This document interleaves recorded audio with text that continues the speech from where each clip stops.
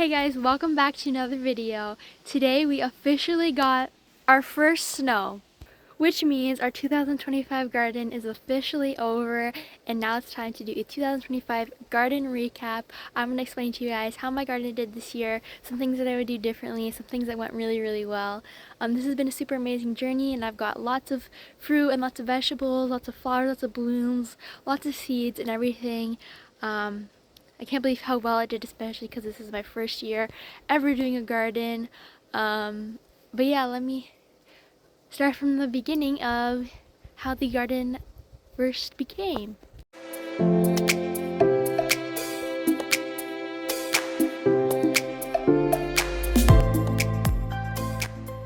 Obviously, in the beginning, you first have to start off with the seeds, and I did my seed haul because I went to a seed expo and I got a bunch of really cool seeds and really good high quality seeds, which obviously really benefited me in the end. But I still definitely have a bunch. Some of these things are empty and I just wanted to keep them to know which ones I want to buy again.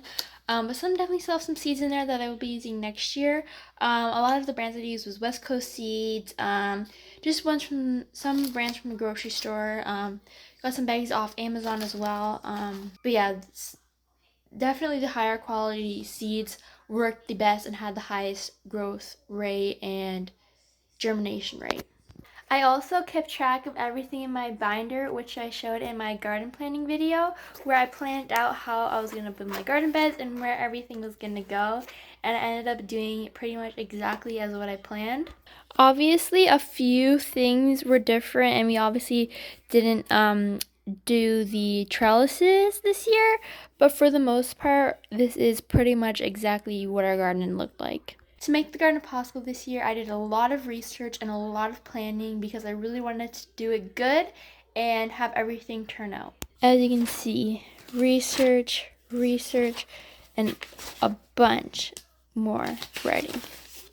I also kept everything written down in calendars just to keep organized and know when everything should be planted. Look at my calendar. The first day that I planted anything was in March on Friday the 7th, and that is when I first started the planting.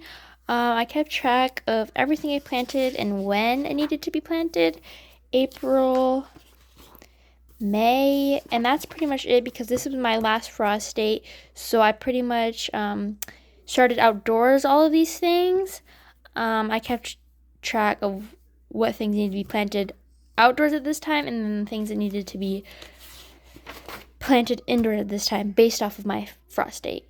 Of course, it's going to be different for everybody based off your last frost date or if you don't get any frost at all. But this just worked out the best for me. Obviously, looking back on it, we had the table and it was full of seedlings. Luckily, we have a big window and we got a table and it worked perfectly for our plants, and we're gonna have to do the same thing again next year.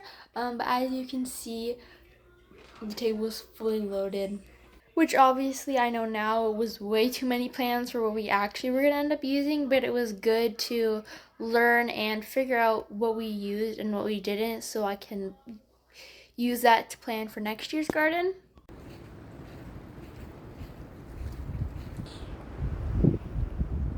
If we had our beds on time, like had them ready on time, our plants would have gone in a lot sooner than they did. Ended up stunting our harvest for a little while. Everybody around us was already harvesting vegetables and fruits and we weren't, and obviously that was because we didn't get them in the ground early enough, and that is our own fault. But this year, because our beds are already ready, we'll put everything in the ground a lot sooner, and hopefully we should be getting some more harvest sooner than we did this year. Few things that we grew way too much of, for instance tomatoes. Our family does not eat a lot of tomatoes, and lots of our other family grew tomato plants, so we didn't really have a reason to give any to them, and we just grew way too many tomatoes. We had too many tomatoes, so this year I'm only gonna, not this year, next year I'm gonna only be growing 1 or 2 tomato plants that we will just have for here and there when we need them for certain things, because we don't make salsa, we don't make tomato sauce, we don't can anything. So for us, it's just not really worth it. Eventually in the future, I would love to learn how to can and do all those things. The thing that I definitely want to do next year is grow way more flowers. My flowers, I wish, like, some of the perennials did not like do anything extravagant this year, because like the first year they're not gonna grow really big. But as you guys can see, these alyssums and the other flowers, hold on, let me show you guys. The dragon snaps right here, and which I didn't even plant those, and somehow they ended up there. You can see these cosmos right here. They're just doing so good right now, and it's surprising because in the beginning of the spring and summer there was no flowers, and now all the flowers are like out and doing so amazing right now. But I am going to hopefully grow a lot more flowers this year. I thought that we would have enough to make bouquets and things. We did have like a decent amount, but if we would have used those flowers, there would have been none on the plant and they would just look weird. So I definitely want to grow more flowers. That's definitely something we're going to do different next year. That I've learned is the placement of where I want to place everything next year. They say it's good to rotate your plants in their garden beds, which I'm going to be doing, but I know that my cucumber plants shouldn't be in the sun as much because they just wilted so quickly in the sun, and I had to be out there watering so much quicker.